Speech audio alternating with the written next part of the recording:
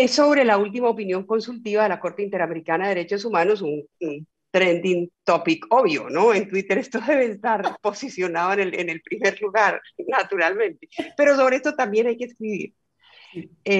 Dice, hace algo más de un siglo, el presidente de Estados Unidos, Woodrow Wilson, dijo, si un gobernante piensa demasiado en su reelección, lo más probable es que no merezca ser reelegido. Él tenía por qué saberlo, pues fue elegido en 1913 y reelegido en 1921. Hablamos de un tema fundamental en las democracias, sobre el cual felizmente se acaba de pronunciar la Corte Interamericana de Derechos Humanos, la reelección presidencial. En la mayoría de nuestros países, el presidente tiene un enorme poder. Es jefe de la administración, de las relaciones internacionales y de las Fuerzas Armadas. Puede proponer y vetar leyes. Le compete nominar a quienes ocupan los más altos cargos en la magistratura o en la fiscalía. Adicionalmente, dispone de robustos recursos y endebles controles. Todo ello inclina severamente la cancha electoral a su favor. En semejante situación, la reelección y especialmente la reelección indefinida se convierte en un nido de formidables distorsiones que atentan contra una genuina democracia. Justo por esta razón, en las constituciones latinoamericanas de finales del siglo pasado e inicios del presente, se prohibió la reelección indefinida y solo en un caso excepcional, Venezuela, se admitió la reelección consecutiva, pero por un solo periodo. Fue el caso, digamos, de mayor amplitud hacia la reelección. Quienes impulsaron esas reformas, al parecer, se preocupaban más por fortalecer las democracias que por permanecer en el poder.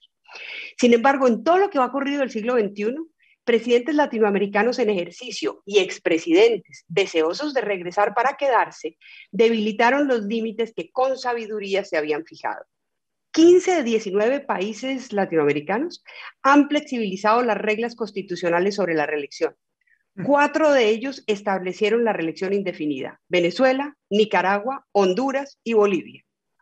Estos cambios no fueron el resultado de deliberaciones concienzudas y plurales sobre las mejores reglas institucionales, sino que cabalgando sobre su popularidad, poderosos presidentes lograron reformar las reglas del juego para trincherarse en la cabina de mando. El pretexto para eliminar el límite a la reelección fue, en la mayoría de estos casos, que dicho límite violaba los derechos humanos del ciudadano presidente a la igualdad y a ser elegido, ser elegido en condiciones de igualdad. Igualdad entre un poderoso presidente y sus débiles y algunas veces acosados rivales, nada más absurdo desde el punto de vista constitucional. Los colombianos recordamos cómo la Corte Constitucional de nuestro país consideró, por el contrario, que reformar la Carta para permitir la segunda reelección del presidente violaba los pilares democráticos. Idéntico argumento al de la Corte Constitucional acaba de sostener en buena hora la Corte Interamericana de Derechos Humanos.